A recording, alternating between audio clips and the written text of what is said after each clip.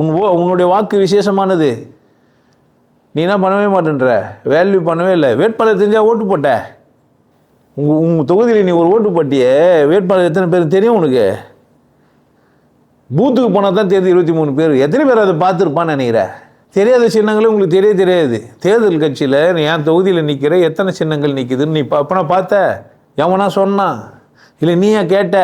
வேட்பாளர் லிஸ்ட்டெலாம் கேட்டு யார் யார் வேட்பாளர்னு கேட்ட? ஏன் கேட்கல? விளம்பரமான 4 பேர் மட்டும்தான் உனக்கு தெரியும். அவனுக்கு போடக்கூடாது, இவனுக்கு போடணும்னு போட்டிருப்பேன். இவனுங்கெல்லாம் இல்லாமல் 4வது 5வது இருக்கிறான்னு பற்றி யோசனை கூட எத்தனை பேருக்கு தெரியும்னு நினைக்கிறீங்க? அட்லீஸ்ட் தேர்தல்னாச்சும் உனக்கு சொல்லிச்சா என்ன?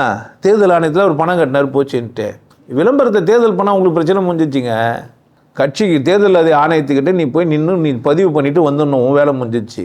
தேர்தல் ஆணையர் சொல்லணும், இவங்கெல்லாம் இந்த மாதிரி கொள்கை சொல்லிக்கிறாங்க, இத்தனை பேர் இந்த உங்கள் தொகுதியில் வேட்பாளர் நிற்கிறாங்க, இவங்கள ஒருத்தருக்கு ஓட்டு போடுங்கன்னு சொன்னாங்க. அப்படியே சொன்னாங்க உங்களுக்கு?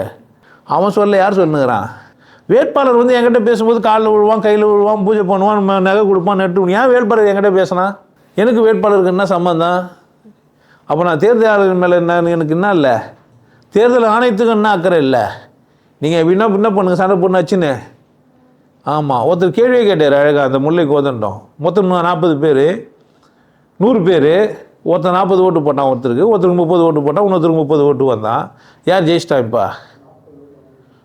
60 ஓட்டு விழலையே அவனுக்கு. 60 பேர் வானான்னு தானே சொன்னான் அவன் எப்படி வேட்பாளர் ஆனான்னு கேட்குறான். நியாயமான கேள்வி தானே இது? தேர்தல் ஆணையம் யோசிச்சு தான் கேட்குறேன், இவ்வளோ கேள்வி கேட்ட பேருக்கு கூட. அப்போ அரசியல் இப்படி தான் இருக்கான்.